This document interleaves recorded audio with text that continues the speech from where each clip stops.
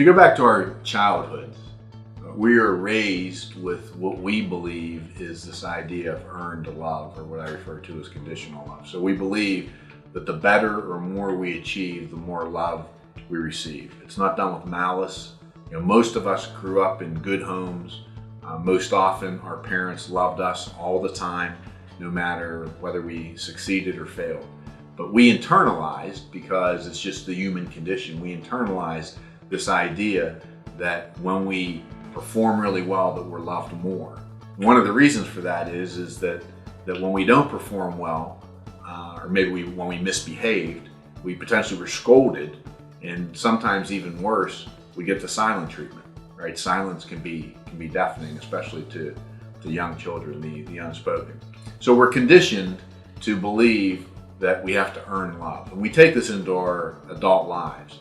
And this, along with other things, but this primarily is what leads to a lack of self-love, where we don't love ourselves, and as a result, we feel that we need to be validated in everything that we do so that other people will like us, other people will love us, and that will feed our love for ourselves. And then all of that leads to fear, right? So we're afraid to do things, we're afraid to try to tackle new endeavors, we're afraid of new relationships.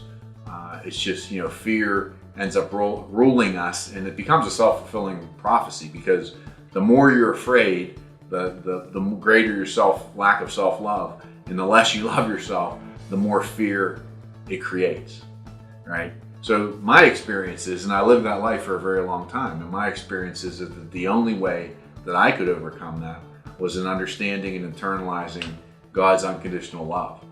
That fear, without understanding God's love, is what prevents us from doing and trying things and really being all that we can be. In understanding God's unconditional love and forgiveness, knowing how much He loves me, knowing how much, no matter what I do, I'm forgiven, knowing really that He's the only one that matters, right? It doesn't matter what Sam thinks or Sally thinks, it's just what God thinks. Knowing that I'm made with a special purpose, with unique gifts, right? And that He wants me to be happy with Holy Spirit boldness. I then was in a position to go do and try everything that He called me to for His glory. And really, that's what I found to be the path to peace. And I define that path as surrender, gratitude, humility, and love.